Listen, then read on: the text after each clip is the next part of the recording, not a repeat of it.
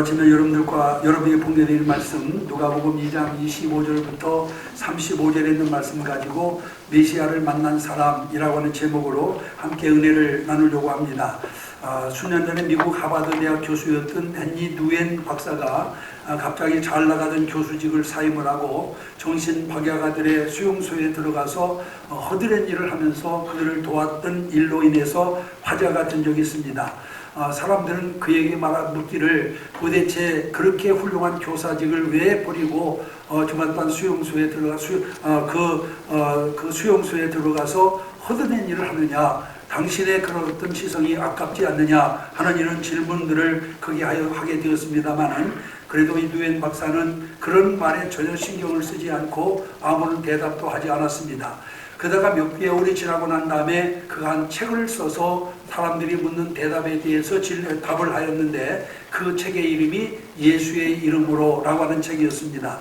그 예수의 이름으로 라고 하는 책에 보면은 그가 이런 말을 쓰고 있어요. 그동안 나는 올라가는 길만 추구했습니다. 어려서부터 공부를 잘해 천재 신동이라 추앙받고 하버드 대학에까지 올라갔습니다. 나는 저서 20여 권을 통해서 붓사람들의 인기를 얻었습니다. 나는 지금까지 오직 성공을 향해, 즉 꼭대기를 향해 오르막 길만 추구해 왔습니다 라고 이렇게 접근한 다음에, 그가 그 어느 날 정신박아가인 아담이라고 하는 어린아이를 만나고 난 다음에 그는 마음에 무슨 생각이 들었느냐, 저런 사람의 입장은 어떠할까라고 하는 생각을 가지다가 마침내는 그 주말간 고통 속에 있는 사람들의 이와 같은 삶을 이해하려고 노력을 하게 되었고, 그러다 보니까 그동안 아이와 집단 관념적으로 가졌던 신앙이 살아나게 되었다라고 그런 말을 하면서, 마지막에 그가 그 책에 쓴 내용에 보면은 오르막길에서는 예수가 보이지 않았지만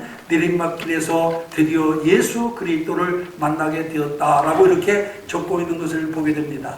여러분, 가슴에 예수 그리스도를 품고 있는 사람과 그렇지 않은 사람의 차이를 여기서 우리에게 분명히 가르쳐주고 있는 것을 보게 됩니다.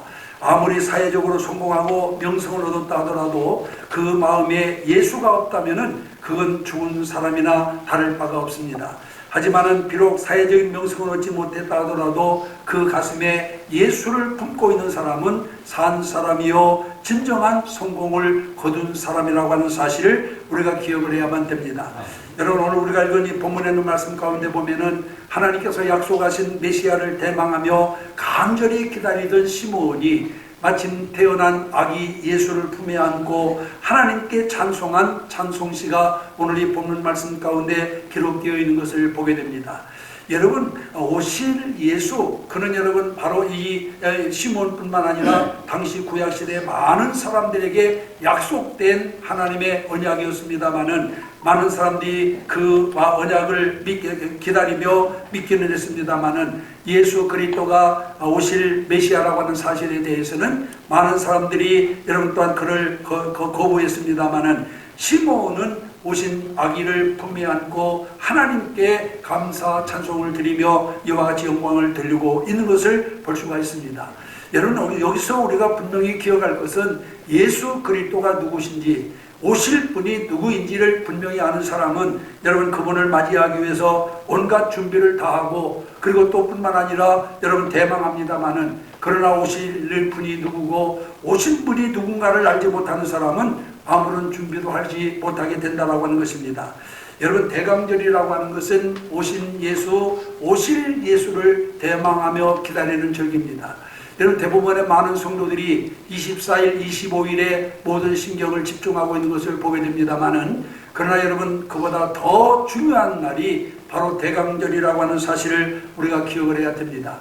여러분, 이 성탄 크리스마스만 아이와 같이 기다리는 사람들은 대개 여러분 크리스마스를 통해서 인생을 즐기려고 먹고 마시는 일에, 또는 아니면은 축제로 지키기 위해서 그날을 기다리는 사람들입니다만은, 그러나 여러분 또한 우리가 예수 그리스도가 이 땅에 오신 목적을 분명히 아는 사람이라고 한다면은 예수 그리스도를 대망하며 또한 사모하며 기다리게 되어지는 줄로 믿습니다. 오늘 여기 지금 시므온은 바로 예수 그리스도만이 자신과 자기 민족을 구원할 구원자라고 하는 사실을 분명히 알고 있었기 때문에 오실 메시아를 대망하다가 마침내 예수 그리스도가 이 땅에 태어나게 되자 그 예수 그리스도를 품에 안고 하나님께 감사로 찬양으로 영광을 돌린 것을 기억하시기를 바랍니다. 오늘 여러분, 오늘 우리들도 예수 그리스도가 누구신지, 그가 왜 오셨는지에 대해서 먼저 우리는 분명히 기억을 해야 될 것이고, 이것을 깨달아야만 여러분 또한 우리가 성탄절을 성탄절답게 보낼 수 있다라고 하는 사실을 우리가 기억을 해야 될 줄로 믿습니다. 여러분, 오늘 본문에 보면은 예수 그리스도를 가슴에 품은 시므온이 여러분 한 일이 무엇입니까? 오늘 여기 본문에 있는 말씀에 보면 제일 먼저 그는 하나님을 찬양했다라고 이와 같이 말씀하고 있는 것을 보게 됩니다. 왜 하나님을 찬양했을까요? 여러분, 우리가 본문에 보면은 그는 일단 이스라엘의 위로를 기다리는 자라고 말씀하고 있는 것을 보게 됩니다. 여기서 위로에 해당하는 원어는 팔라크레신이라고 하는 말인데, 이 팔라크레신이라고 하는 말은 이사야 40장 1절과 61장 2절에 언급된 메시아가 그의 백성을 구원하는 것에 뿌리를 두고 있는 그런 단어인 것입니다. 즉 구약에 약속한 메시아가 아니면은 자신과 자기 민족이 겪는 제약과 고난의 상황을 결코 극복할 수 없음을 잘 알고 있었습니다. 그렇기 때문에 하루하루를 하나님께서 보내실 메시아를 기다리면서 시므온은 살아왔음을 분명히 알 수 있어요. 그런데 그 기다리던 메시아가 드디어 이 땅에 오셨고, 그리고 또 아기로 오셨고, 그 아기를 품에 안고 그는 너무나 감격해서 하나님께 찬송과 감사로 영광을 돌리고 있는 것을 보게 됩니다. 여러분, 바로 여기에 우리가 하나님을 찬양해야 할 이유가 있음을 믿으시기를 바랍니다. 예수 그리스도를 마음에 모신 자는 여러분 영원한 형벌로부터 구원을 얻어 영원한 생명을 얻습니다. 예수 그리스도를 마음에 모심으로 아무런 희망도 없었던 우리에게 새로운 희망과 새 생명이 싹트게 시작되는 것입니다. 그렇기 때문에 예수 그리스도를 마음에 모신 자는 구원의 기쁨으로 인해서 그 기쁨을 찬양으로 표현하게 된다고 하는 것을 우리가 기억을 해야 될 줄로 믿습니다. 영국의 맥도날드 목사님은 세계 제2차 대전에 포로가 되어서 독일군 포로 수용소에 얼마 동안 머문 적이 있었습니다. 아무리 포로에 대한 국제사회의 협정이 있다 하더라도 전시에 있어서는 포로는 죽은 목숨이나 다를 바가 없었어요. 그런데 수용소에 수감되어 있는 맥도날드의 친구 가운데 전기 기술자가 한 사람이 있었습니다. 그 친구가 라디오를 조립해가지고 비밀리에 영국의 BBC 방송을 듣고 있었습니다. 그리고 그 방송을 통해서 흘러나오는 전쟁 상황에 대해서 수용소에 있는 모든 사람들에게 그 소식을 전해주고 있었어요. 그러던 어느 날 새벽이었습니다. 이 사람이 맥도날드 목사님을 막 흔들어 깨웁니다. 그리고는 아주 나지막한 목소리로 맥도날드에게 이렇게 말합니다. 여보게 왔다네 하면서 이렇게 말을 합니다. 그러니까 이 맥도날드가 밑도 끝도 없이 왔다고 하니까 도대체 무엇이 왔느냐고 물으니까 마침내 연합군들이 노르만디 상륙작전에서 성공을 거두었다고 하는 것. 그래서 이 연합군이 정말 독일군을 물리치고 이와 집단이 지금 침군해 오고 있다고 하는 그런 말임을 깨달았습니다. 이 소식은 삽시간에 수용소 안에 있는 모든 포로들에게 전해지게 되었고, 이 소식을 들은 포로들은 방에서 뛰어나와가지고 그리고는 운동장에 나와서 춤을 추면서 기뻐했습니다. 그런데 이 사실을 모르는 독일의 독일군들은 저 포로들이 집단적으로 미쳤는가 보다 이렇게 생각을 하고 만일에 대비해서 총에 실탄을 장전해가지고 그들을 지켜보고만 있었습니다. 여러분, 오늘 여기서 누군가가 왔다라고 하는 사실을 아는 사람과 그 사실을 전혀 모르는 사람 사이에는 엄청난 차이가 있음을 우리가 분명히 알 수가 있습니다. 여러분, 연합군이 승리하고 독일군을 물리치고 지금 그들이 진군하고 있다고 하는 것을 안 포로들은 비록 포로지만은 여러분 그들이 운동장에 나와서 춤을 추며 기뻐했습니다마는 이 사실을 전혀 알지 못하는 독일군들은 그저 그들이 미쳤는가 보다 생각하며 그들에게 총구를 겨누고 지켜만 보고 있었다고 하는 사실입니다.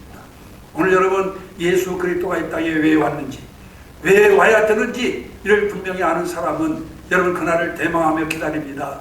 그러나 그렇지 못한 사람은 여러분 예수님을 기다리지 않고 오직 그날의 즐거움, 다시 말하면 쾌락이나 아니면 선물이나 아니면은 그날의 축제만을 생각하면서 아무 의미 없이 성탄절을 맞이하게 된다라고 하는 사실이에요.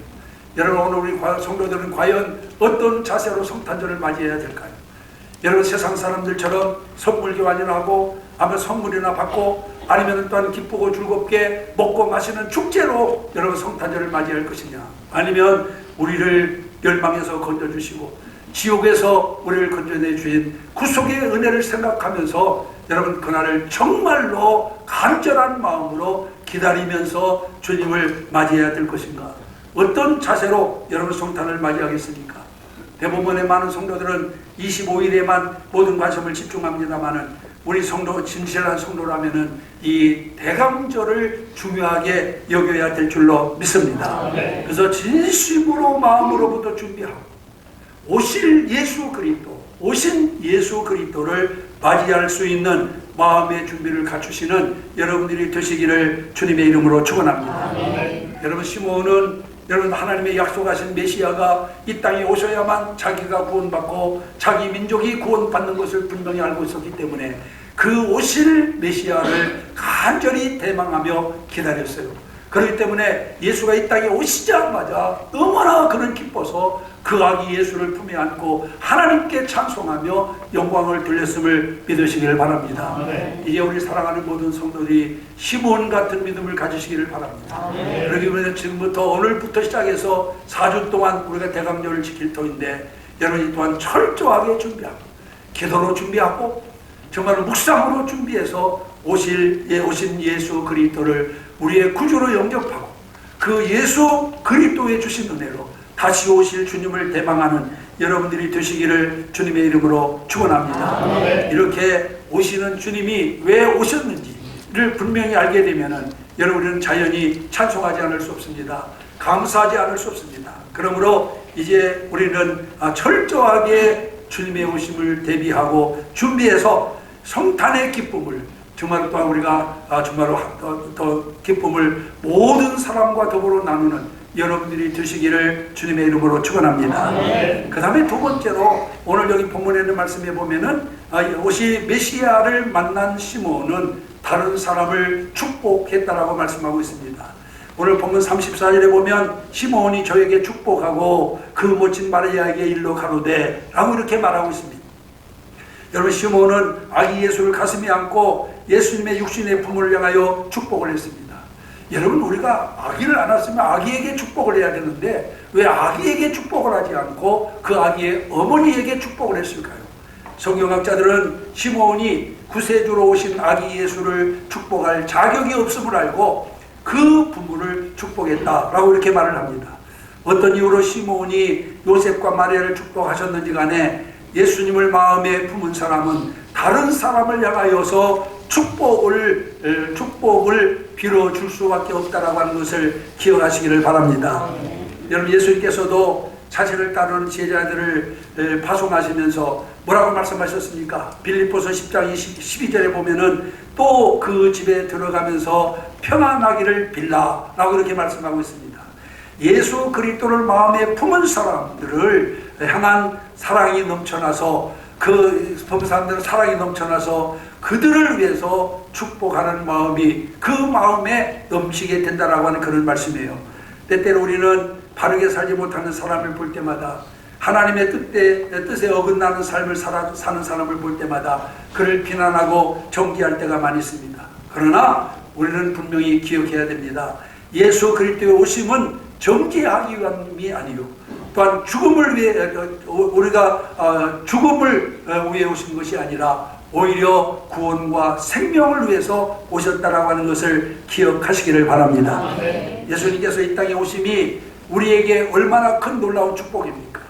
이러한 축복을 위해서 부여하신 예수 그리스도를 우리 마음에 모시고 있다라고 한다면은 마땅히 시므온과 같이 다른 사람들을 위해서 복을 빌어야 될 줄로 믿습니다.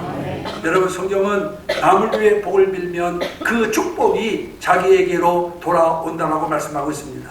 남을 칭찬하면 그 칭찬이 자기에게로 돌아옵니다. 남을 행복하게 하면 나 자신도 행복해집니다. 남을 축복하면 그 축복이 자기에게로 돌아옵니다.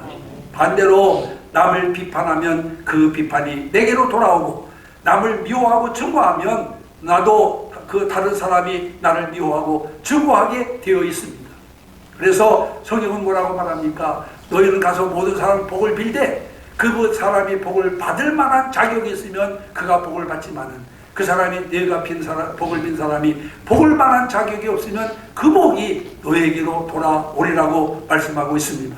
여러분, 그런데 우리는 열심히 여러분 다른 사람을 위해서 축복하는 삶을 살아야만 될 줄로 믿습니다. 가정생활도 마찬가지예요. 가정에서 자녀를 양육할 때에도 악담이나 저주보다는 자녀를 축복하시기를 바랍니다. 여러분, 유대인들이 정말 이렇게 정말 세계적으로 유명한 민족이 된 이유가 어디 있어요? 여러분, 뭐 노벨상을 또 거진다 그들이 차지하다시피 하고, 정치, 경제, 문화 뭐 모든 면에서 두각을 드러내고 있는 이유가 뭘까요? 여러분, 어떤 분이 조사를 해봤더니 IQ는 유대인보다도 우리 한국 사람이 훨씬 높답니다. 그럼 IQ 때문이 아니잖아요. 뭐 때문에 유대인들이 전 세계적으로 정치, 문화, 경제 모든 면에 두각을 나타내느냐? 여러분, 오로지 하나입니다. 그게 바로 뭐냐? 유대인들은 어렸을 적부터 유대인들은 자기 자녀들을 어렸을 적부터 축복을 해요. 가슴에 품고 젖을 먹일 때부터 자녀를 축복합니다. 그래서 자녀가 학교에 갈 때 가슴에 품고 머리에 손을 얹고 축복해서 학교를 보내요. 어쨌든 부모 품을 떠날 때마다 이 유대인들은 자녀의 머리에 손을 얹고 복을 빌어줘요. 그러다 보니까 그런 축복을 어렸을 적부터 받고 자라는 아이들이 잘못될 리가 있어요, 여러분. 그렇기 때문에 그들은 IQ가 높아서 여러분 세계 모든 민족 위에 머리가 된 것이 아니라, 여러분 이토록 여러분 또한 그들이 축복을 받고 자랐기 때문에 복을 받는다라고 하는 사실을 기억하시기를 바랍니다. 여러분, 미국에 가면은 조나단과 사라의 생가가 지금도 보존되어 있습니다. 이 집엔 해마다 수천 명의 관광객들이 모여들고 이 가문의 가게를 연구한 학자들도 수없이 많아요. 그리고 이 가문을 연구해가지고 박사가 된 사람만 해도 현재까지 6명이나 됩니다.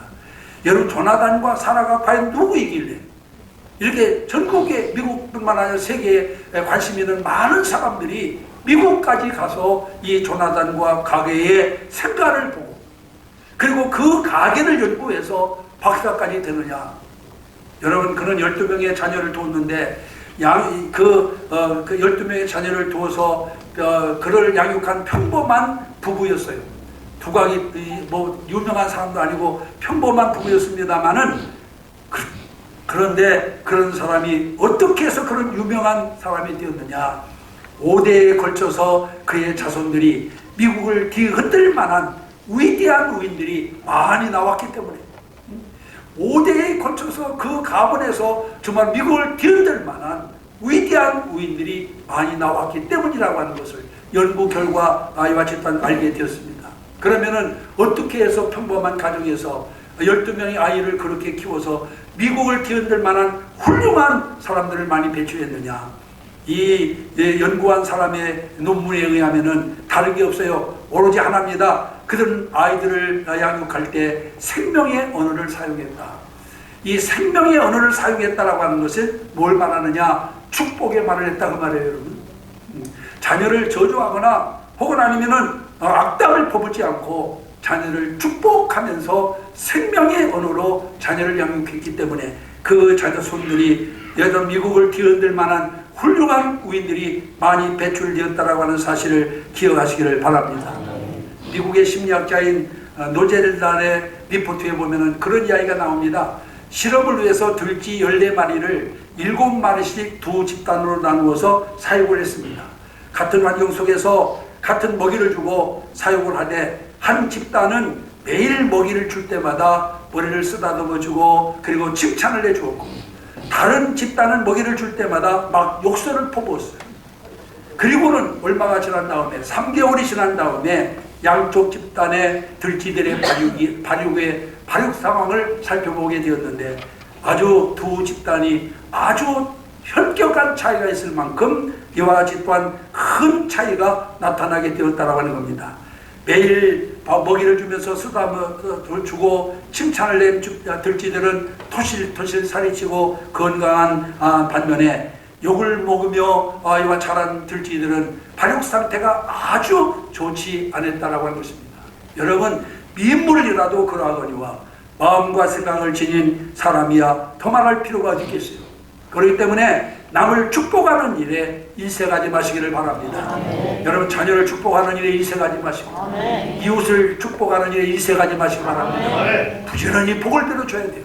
특별히 예수 믿는 사람은 다른 사람에게, 자식이 됐든 가족이 됐든 이웃이 됐든 누가 됐든 열심히 복을 빌어주는 사람이 돼야 돼요.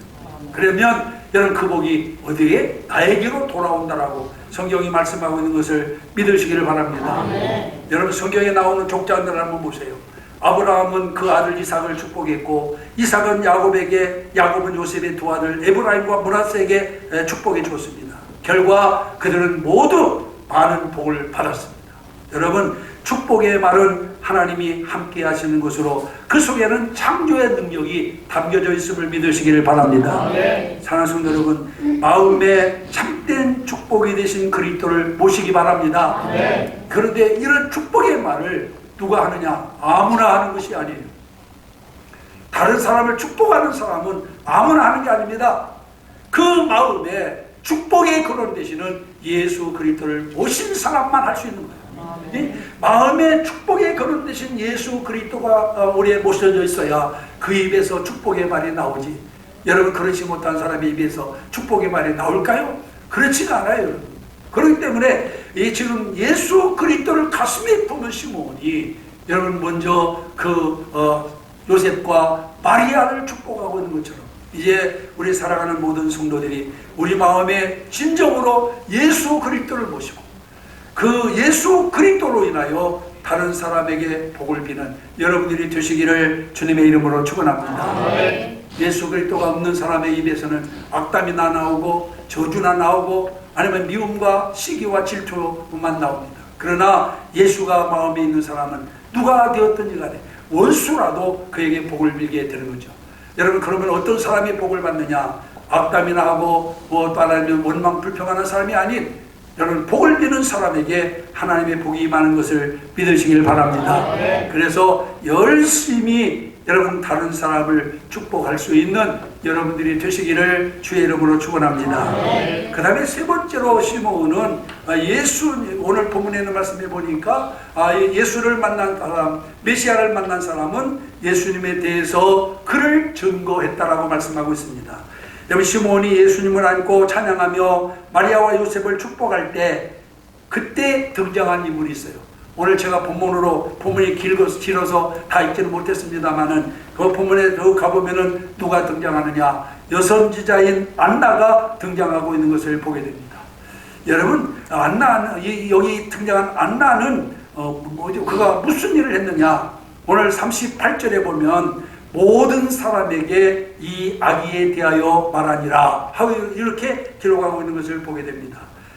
이 안나도 마찬가지입니다. 평생토록 과부가 돼가지고 평생토록 여러분 그는 오실 예수 그리스도를 기다리며 대망하던 사람이에요. 근데 그도 역시 예수를 만나자마자 여러분 또한 그거 얼마나 이와 같이 감격했던지 그가 만난 예수를 계속해서 증거했다라고 이렇게 여기 말씀하고 있는 것을 보게 됩니다. 사랑하는 성도 여러분, 이처럼 예수 그리스도를 만나고 그분을 마음에 모신 성도는 안나와 같이 예수 그리스도를 증거하는 일을 하게 되는 것입니다. 이는 강제적으로 그렇게 한 게 아니에요. 하라고 해서 한 게 아닙니다. 벌써 세상에 전도 축제를 정해놓고 대신자를 전도하라 그렇게 여러분 강요해서 한 것이 아니에요. 오늘 여기 본문에 보면은 그런 강요에 의해서 된 것이 아니라 성령의 인도를 따라서 자발적으로 그리스도의 복음을 전한 것을 믿으시기를 바랍니다. 여러분, 초대교회 사도들 한번 보세요. 그 사도들도 우리와 다를 바가 없는 사람이었어요. 그들도 한때는 예수님을 부인했고 예수님 곁을 떠났던 사람들입니다. 그러한 그들이 어떻게 목숨을 걸고 주의 복음을 증거하게 되었나요? 단지 제자된 의무만으로서 예수 그리스도를 전했습니까? 아닙니다. 예수님은 구름 타고 하늘로 성천하셨지만 예수님의 영이신 성령께서 그들에게 임하니까 성령께서 그들에게 임해서 예수의 정신, 예수의 사상, 예수의 사랑, 예수의 은혜, 예수의 마음, 예수의 인격을 그 마음속에 불어넣어 주니 그들은 그 복음을 전하지 않고는 견딜 수가 없었던 거예요. 오늘 또 누가 전도합니까, 여러분? 억지로 새생명 전도 죽게 태신자 정하고 전도하나 합니까? 태신자는 다 정해놓고 여러분 전도 얼마나 했습니까? 그 영혼을 위해서 얼마나 투자했습니까? 호주머니 열어서 정말 여러분 태신자를 얼마나 접대했나요? 이거 하라고 한다고 해서 되는 게 아니에요. 성령이 우리에게 임하셔서 예수의 심장을 주어가지고 우리 마음이 뜨거워져야 자발적으로 전도하게 되고 그래야 열매를 맺는데 우리는 강요적으로 하라니까 말지 못해가지고 이름 몇 자 썰어 올려가지고 그리고는 뭐 전도하지도 않고 그냥 세월만 보내는 이런 경우가 되어버리잖아요. 예수가 우리 마음속에 왜 계시다고 생각해보세요. 나를 구속하시고 나를 멸망에서 건져주시고 지옥에서 건져주신 주님을 내가 품고 있다. 그러면 이거를 나만 알고 있겠어요, 여러분? 누구에게가 전해야 되지 않겠냐는 거예요. 오늘 하나는 바로 이렇게 그가 기다리며 대망하던 예수가 오시자 더 이상 그는 이와 같이 또한 가만히 있을 수 없어서 예수 그리스도를 전하는, 계속해서 전하는 그런 아이와 같은 선지자가 된 것을 믿으시기를 바랍니다. 여러분, 세계적인 부흥사였던 D.L. 무디도 18살이 될 때까지는 나이롱 신자였습니다. 교회학교 선생님이 무디에게 말하기를, 얘야 무디야, 너 성령 중생했느냐? 라고 이렇게 물으면은 그는 그렇게 말했어요. 나는 그런 데 관심이 없어요. 이렇게 말했습니다. 그리고는 나는 기독교는 좋지만은 그 기독교에 깊이 빠져드는 것은 나는 싫어요 하면서 여러분 또한 그렇게 선생님이 대답해준 사람이에요. 그러던 그가 1837년 2월 5일 날 자기를 신방원 교회학교 선생님이었던 에드워드 킴볼이라고 하는 목사님과 함께 말씀을 듣고 그리고 이 구두방 뒷방에서 모여가지고 둘이 간절히 기도하다가 성령을 받아버렸어요. 그 성령을 받아버렸습니다. 그러자 성령을 받고 나니까 여러분 그거 가만히 있을 수가 없어요. 막 속에서 불이 타올라서 이 열정이 그냥 화살처럼 타올라가지고 견딜 수 없어가지고 동안은 내가 주를 위해서 무엇을 해야 될까 이렇게 생각하다가 저는 자기 교회, 이 시카고에 있는 작은 교회 목사님을 찾아갔습니다. 목사님, 저에게 아이들을 가르칠 수 있는 그와 같은 좀 기회를 주십시오. 제가 하나님께로부터 은혜를 받았는데 정말 무엇인가 주를 위해서 해야 되겠는데 내가 할 수 있는 일이라고 하는 것은 어린아이를 가르치는 일밖에 없을 것 같아서 그럽니다. 그러니 나에게 아이들을 가르칠 수 있는 기회를 주십시오 라고 그렇게 목사님께 오히려 와서 자원을 했어요. 근데 목사님이 난처합니다. 왜냐하면 그때 이 시카고 교회 어린아이가 몇 명이냐? 16명. 16명밖에 없어. 근데 교사가 몇 명이냐? 12명이야. 교사나 아이들이랑 비슷해. 그러니까 목사님이 난처하니까 16밖에 되지 않은 아이들이 12명의 선생님이 이미 있는데 거기다 또 무디까지 선생으로 허락할 수가 없으니까 이 목사님이 무디에게 이렇게 말합니다. 그러면 네가 가서 전도에다가 내 반을 만들어서 가르쳐라. 그러니까 그것도 감사합니다. 그냥 목사님께 막 감사를 드리고는 그때부터 D.L. 무디는 부둣가로 골목으로 막 다니면서 아이들에게 복음을 전하기 시작합니다. 그렇게 전하기 시작한 복음이 얼마 가지 않아가지고 100명이 모이고 200명이 모이고 300명, 400명, 500명, 나중에 1000명까지 모였습니다. 여러분, 성령의 불이 무디의 가슴에 타오르게 되자 여러분 이렇게 16명밖에 되지 않던 주일학교가 1000명이 넘는 수많은 아이었던 영혼들을 살리는 놀라운 역사로 일어나게 된 것을 믿으시기를 바랍니다. 여러분, 불이 붙어야 돼요. 우리가 불이 붙어야 복음을 전하지 불이 꺼져 있는데 무슨 자기 신앙도 지금 까딱까딱 하는데 누구에게 생명을 전해줄 수 있겠어요? 정말로 나를 구속하신 은혜가 막 충만해서 이걸 견딜 수 없을 만큼 막 가슴에 불이 붙어야 다른 사람에게 몸을 전하는데 자기 신앙도 막 하지 못해가지고 할 수 없이 이렇게 여러분 또한 교회에 나오면서 어떻게 복음을 전하겠습니까? 여러분, 이 대강절 기간 여러분 예수 그리스도를 인격적으로 만나시기 바랍니다. 그리고 여러분들 가슴에 품으시기 바랍니다. 예수가 우리 심령에 들어오셔야 돼요. 그래야 거기서 열정이 살아나게 돼요. 구세군 내 창설자였던 윌리엄 부츠도 영혼 구원에 미친 사람이었어요. 1909년 그가 러시아를 방문했을 때 러시아 정교회에서 설교하면서 이렇게 말을 했습니다. 나는 매우 피곤합니다. 그러나 잠시도 쉴 수가 없습니다. 왜냐하면 불이 나의 뼛속에서 타고 있기 때문입니다. 영혼 나는 영혼을 구원하기에 갈급합니다 라고 이렇게 얘기를 했습니다. 이렇게 뼛속에서부터 여러분 열정이 살아나야 뭔가 이루지. 이게 없는데 어떻게 주의 복음을 전할 수 있겠어요?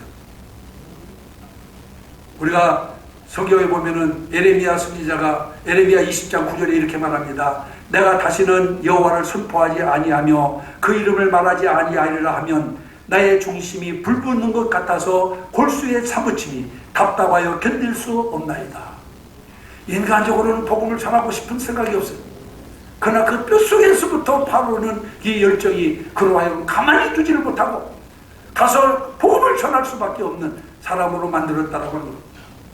사랑하는 성도 여러분, 여러분 이와 같은 주님의 성탄의 계절, 정말 정말 아름다운 계절에 예수 그리스도를 여러분 가슴에 안으시기를 바랍니다. 품에 품으시기 바랍니다.